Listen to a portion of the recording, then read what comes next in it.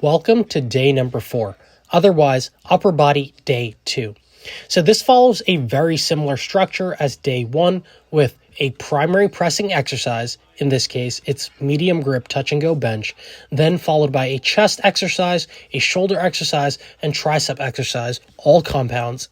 Then we run it back with chest, then shoulders, then triceps, but all for isolation exercises. Also, I sprinkle in pull-ups throughout the entire workout. So for me, I do them as a warm-up to get my shoulder blades moving, to get my back tight, but also in between the sets of pull-ups, I'm resting about a minute and 15 seconds. I'm doing some push-ups, some band pull-aparts, and some hip stretches just to be fully ready for pressing, instead of just sitting around and playing on Instagram in between sets. So on this day for the medium grip touch and go bench, I was using 100 kg or 220 pounds for sets of 11. I'm really trying to push as many sets as possible until I can no longer complete sets of 11. But the problem is by set 3, my pecs were really feeling tight on this day. So obviously at this point, my horizontal pressing is shot. It's limited. But instead of wrapping it all up and getting upset about it, I moved on to the next best option, which is working on shoulders or overhead pressing type of movements, as that does not aggravate my pecs at all. It's much better to think, what is the next best move rather than dwell about what has already happened. I'll prepare better next time. On this day, I did 6 total sets of overhead pressing. I started with 50 kg for sets of 10, and I ramped up all the way to 60 kgs for the final and AMRAP set. I pushed this for 10 total reps. Now, my best overhead press is 225 pounds for 1 rep from a few years ago. So based on that, 225, my 10 rep max should be about 70 pounds. But the thing is, I did not do this set fresh, nor have I pushed overhead press as a primary movement in a long time. So this amount of reps with 60 kg, it's all good. The thing is, for the upcoming bulk, which hopefully is in the February time range of 2024, I'll put more emphasis on this movement and I'll definitely get it stronger, hopefully above 225. Next up is the skull crushers. So first I did 2 sets of 20, which are not shown, but this last set is actually a myo rep set. Myo rep sets in practice is going to full failure on the first set using high reps, then taking about 10 to 20 seconds off, then doing 1/3 of the total reps from the first set for as many sets as possible. So not as many reps as possible, as many sets as possible.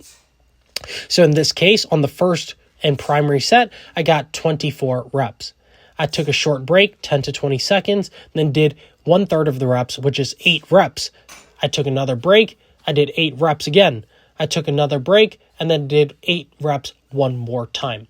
I felt that at that point, I couldn't complete another set of 8. So at that point, I'm just stopping the skull crushers. This is a really effective strategy to get a lot of hard-working volume in a short period of time, but the key to doing myo reps is doing it on a safer, smaller type of movement. So definitely not something like a squat or deadlift, but you could try this on, say, tricep pushdowns, bicep curls, maybe even leg press, leg extensions, hamstring curls, things like that. The pump you get from this, specifically, I think, due to the short rest periods and going to pretty much failure on every single set, is just out of this world. Now, after the skull crushers, I ended with some side raises, then some banded chest flies, and some banded tricep pushdowns, both of which I did not record. So this is a pretty straightforward day 4, very routine, nothing fancy. I'll see you all on day 5, where I do my favorite workout of the week, which is hill sprints. I'll see you all then.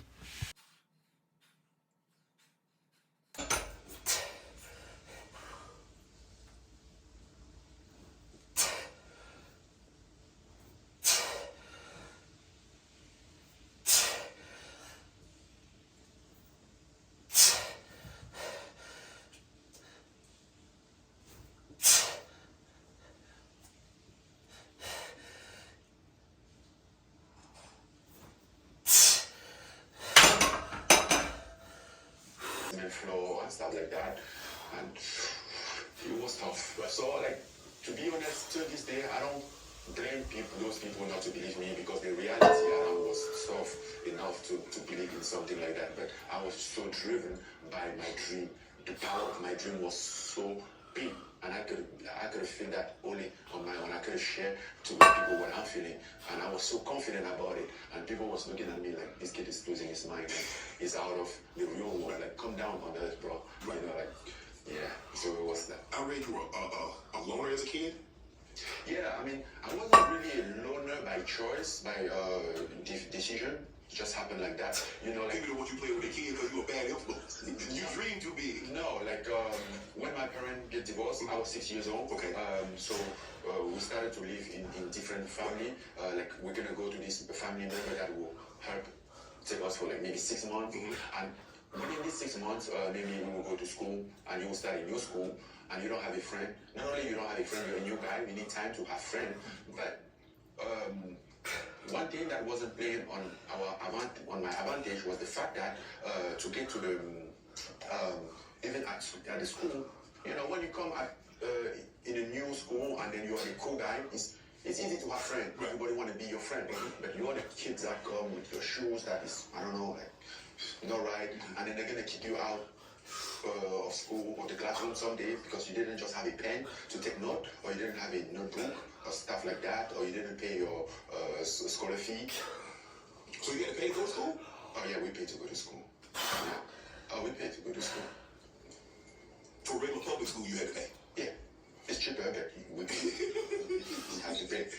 And so you're a new kid, and then you're the one that is always being embarrassed. So everyone want to step back. Nobody's very interested to be your friend. You want to be a friend. You want to fit in. You know, you are just a kid. You know, you want to belong, but you don't belong. It's hard to find. You know, you never bring food at school to share with somebody. So nobody want to share with you because usually when kids share with you, it's in the expectation that you know